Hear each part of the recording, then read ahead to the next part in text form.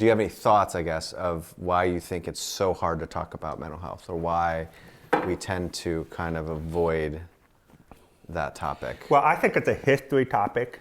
I think it all backs up into history.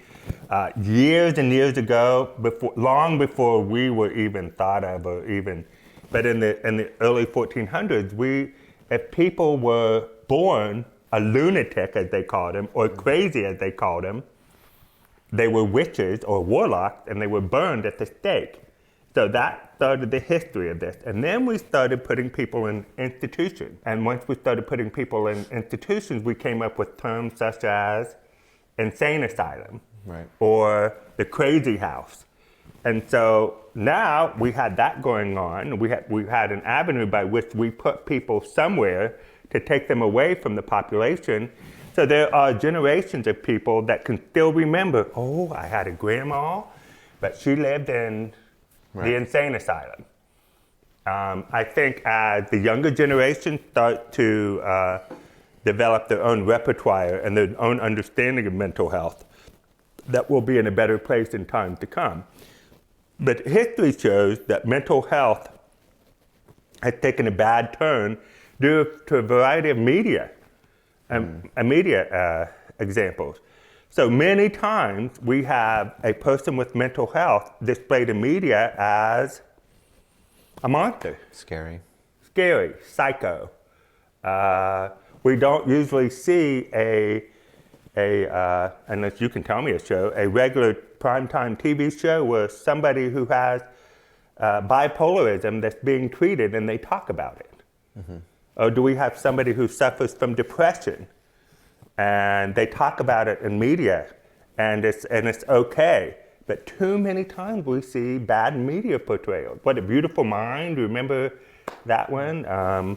But until we get to that point, Doug, I don't think that we will have the strong stigma that we do. And I also believe that stigma could be geographically located.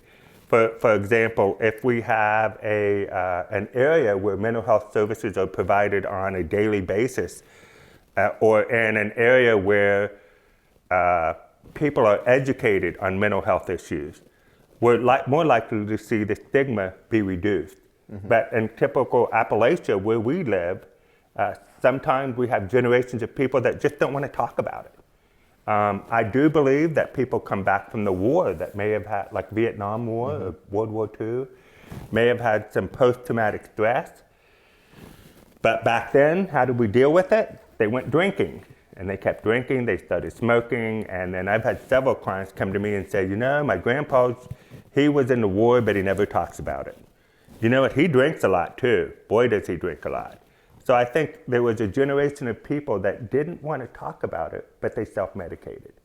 And by self-medication, that produced that generation of people, which also caused physical impairments, such liver disease and cirrhosis of the liver and things like that. I think we're getting better, Doug. I just think we need to keep educating, just keep out there that it's okay to not be okay. Like we all have feelings and emotions and we do. Experiences that are painful and, mm-hmm, and sometimes it's not always easy to deal with. Yeah, and it's okay to have a therapist.